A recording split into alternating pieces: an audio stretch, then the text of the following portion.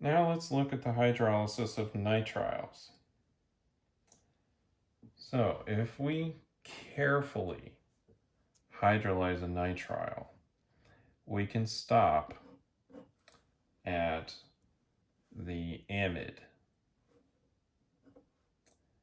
If we're not careful, we'll hydrolyze it all the way to a carboxylic acid, because you can hydrolyze an amide to a carboxylic acid. Now, we'll talk about just the hydrolysis from the nitrile to the amide for now, and later,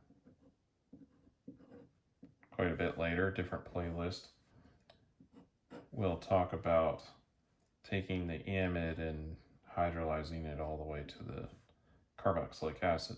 But I just figured I'll mention that here, that yeah, you can continue on and take this to the carboxylic acid. Then of course you'd also have the whatever nitrogen you have here. So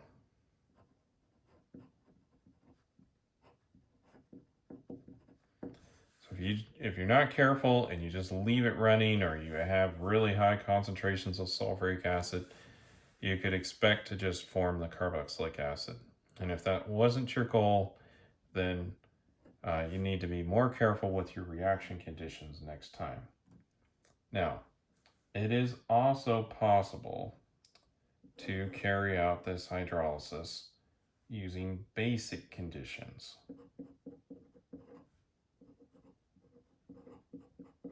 So you could do the same reaction, only under basic conditions. So let's talk about the acidic conditions, and then we'll talk about the basic conditions. Now, even in the basic conditions, you can also still hydrolyze it all the way to the carboxylic acid. Of course, it would be deprotonated by the time you got there, but you just do a little acid workup, that would fix that. So let's look at the acidic mechanism.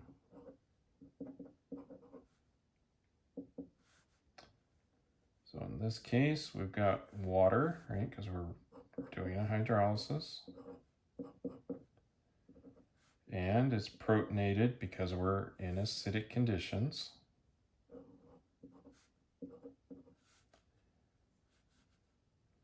And we're going to protonate our nitrile to activate it.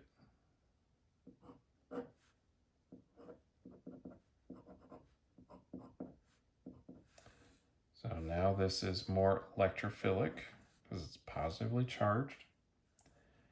And I've got some water hanging around, right? This is a hydrolysis, it's typical.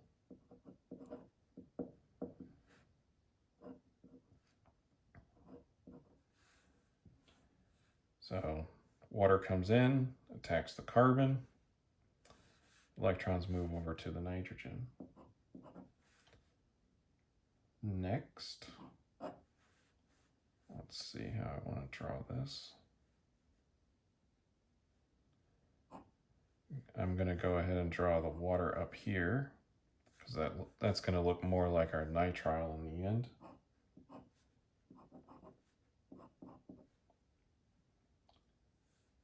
And got a hydrogen over there, got a hydrogen there, plus charge.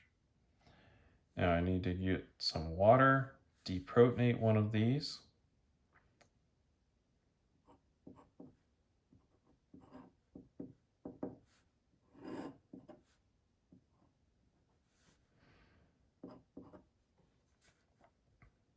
Next, we're going to make this.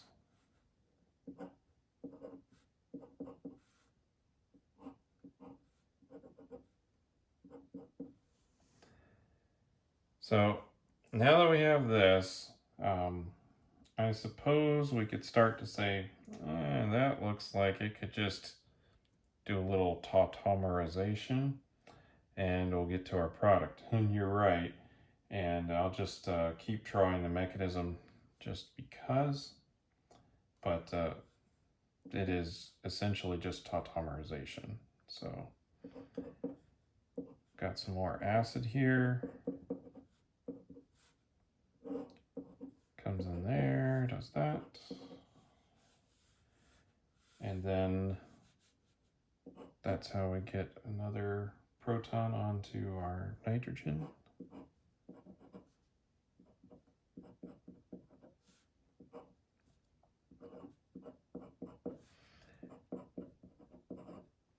And then we'll need to deprotonate up here.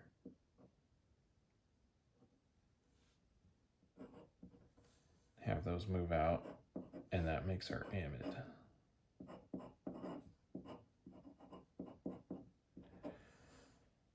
All right, that's the acidic conditions. Now let's look at basic.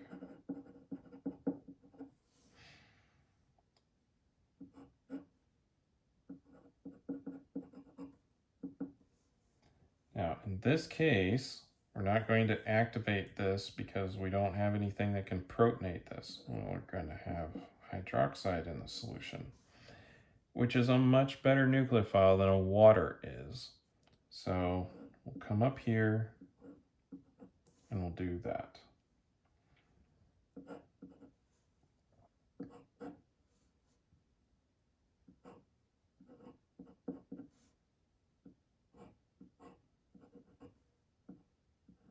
Got a negative charge on the nitrogen. And now we're going to bring in, we need to start protonating that nitrogen. And so the thing that we have to do that is water. So bring in the water, form some more hydroxide. Then we're going to go ahead and use that hydroxide to steal off that proton right there.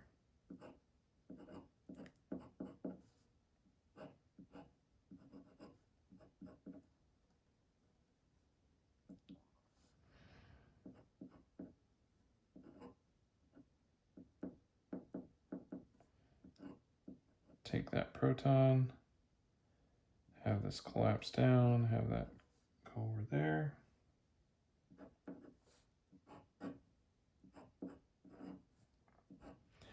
And we're getting close. Got a negative charge here on our nitrogen because it's got extra lone pairs, just like this. And then we'll just bring in our water.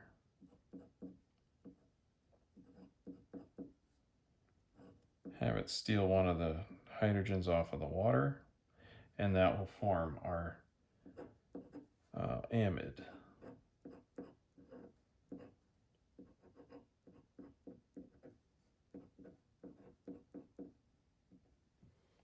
And regenerate the hydroxide. All right, so that's the hydrolysis of nitriles. And again, if we're not careful, we will take it all the way to a carboxylic acid. But if we want to stop at the amide, it's possible. We just have to be careful about our reaction time and conditions.